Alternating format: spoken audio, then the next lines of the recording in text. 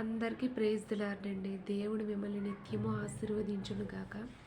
ఈరోజు దేవుడు నాతో స్పష్టంగా మాట్లాడిన మాటలు మీతో చెప్పుకుందాం, పంచుకుందాం అని చెప్పి నేను ఈ వీడియో తీయడం జరుగుతుందండి. తప్పకుండా ఈ మాటల ద్వారా మీలో ఒక్కరికైనా బలం కలిగితే దేవునికి మహిమ. ఈరోజు నాతో దేవుడు బలంగా నా హృదయాన్ని తాకిన మాట ఏంటి అంటే సామెతలు 21వ గ్రంథం 5వ వచనం అండి. శ్రద్ధ గలవారి యోచనలు లాభకరములు, తాలిమి లేక పని చేయువానికి నష్టమే ప్రాప్తించును. తాలిమి లేక అంటే తొందరపాటుతో ఏదైనా పని చేసే ముందర చాలా జాగ్రత్తగా ఆలోచించాలండి.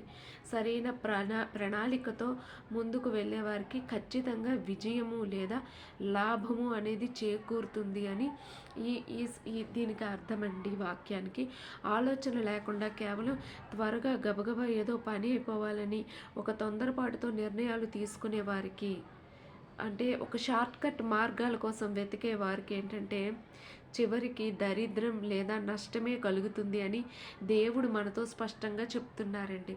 సౌలు అక్కడ తొందరపాటుతనంతో సమూయేలు గారు వచ్చే వరకు వెయిట్ చేయకుండా ఏం చేశారు అని అంటే బలి ఇచ్చేశారు.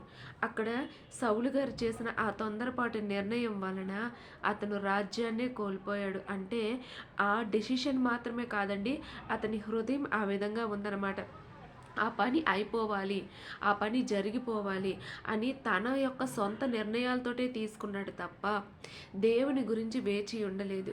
కానీ దావీదు గారు అలా కాదండి. ఎంత సమయమైనా, ఎన్ని సంవత్సరాలైనా కూడా దేవుని గురించి వేచి ఉండి దేవుని చెప్పిన మాటను మాత్రమే వింటూ ప్రభువా నువ్వు ఏం చెప్తావో చెప్పు అని చెప్పి వేచి ఉండి ముందుకెళ్ళాడండి. సౌలు చనిపోయిన తర్వాత కూడా వెంటనే అతను రాజుగా తన పరిపాలన చేయలేదు. ప్రభువా నేను ఇక్కడి నుంచి యెరూషలేముకు వెళ్ళిపోనా, ప్రభువా నేను ఇక్కడి నుండి ఇజ్రాయెల్ రాజ్యానికి వెళ్ళనా, అయితే ఏ ప్లేస్కి వెళ్ళాలి అని దేవుణ్ణి అడిగి అతను వెళ్ళాడండి. ప్రతిదీ కూడా హెబ్రోనులో 7 సంవత్సరాలు ఉన్న తర్వాతనే మరలా దేవుడు అతన్ని రాజుగా చేసే వరకు అక్కడ మళ్ళీ 7 సంవత్సరాలు వెయిట్ చేశాడు. సో దేవుడు మనతో ఈరోజు మాట్లాడుతున్న విషయం ఏంటంటే తొందరపాటు నిర్ణయాలు వద్దు, ప్రార్థించండి, ప్రార్థనలో ముందుకు వెళ్ళండి, విశ్వాసంతో నిరీక్షణగా ఉండడానికి మీరు వేచి ఉండండి అని దేవుడు చెప్తున్నారు. దేవుడు ఆలస్యం చేసేవారు కాదండి. ఈలోగా మనల్ని దేవుడు సిద్ధపాటు చేస్తున్నారు నిత్యము ఆశీర్వాదంలో స్థిరపరచటానికి. అయితే ఖర్చు చేసే ముందైనా, పెట్టుబడి పెట్టే ముందైనా సరే ఆలోచించమని దేవుడు స్పష్టంగా చెప్తున్నారు. కష్టపడి పని చేయడమే కాకుండా ఆ పనిని బుద్ధిపూర్వకంగా మరియు ఓపికతో సహనంతో చేయటం వలన సమృద్ధి కలుగుతుంది అని చెప్తున్నారు. ప్రార్థించుకుందామండి.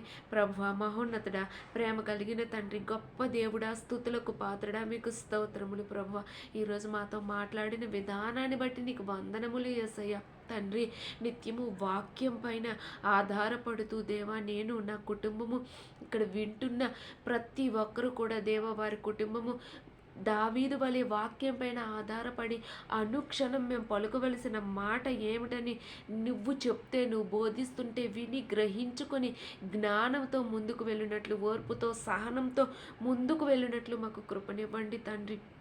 ఒక ప్రణాళికాబద్ధంగా ఓర్పు కలిగి ప్రశాంతంగా నాయన పని చేసుకోవడానికి నా దేవుడు మాకు తోడుగా ఉన్నారు, నా దేవుడిని బట్టి మేము అతిశయిస్తాము, మా దేవుడే మాకు విజయాన్ని ఇస్తారు అని విశ్వాసంతో మమ్మల్ని నింపి, విశ్వాసంతో నిండుకొని ముందుకు వెళ్ళినట్లు, అత్యధికంగా ప్రార్థనలో ఓపికతో కనిపెట్టునట్లు, భయము లేని ధైర్యం కలిగిన నిన్ను బట్టి అతిశయించు జీవితాన్ని ప్రభువా తండ్రి నాకు, నా కుటుంబానికి, నాయన వింటున్న వారి అందరికీ ప్రభువా దేవా నాయన నీ కృపనిమ్మని నజరేయుడైన యేసు నామములో అర్థిస్తున్నాము తండ్రి. Amen, amen, amen. ప్రభువు మీ జీవితాలలో గొప్ప కార్యములు చేస్తారు, అందుకని మిమ్మల్ని వెయిట్ చేయమంటున్నారు. ఈ వెయిటింగ్లో కూడా మీకు గొప్ప ఆశీర్వాదాన్ని ఇచ్చి ఆశీర్వాదాన్ని స్థిరపరచటానికే ప్రభువు మనతో ఈ మాటలు మాట్లాడుతున్నారు. అందరికీ షాలోమ్.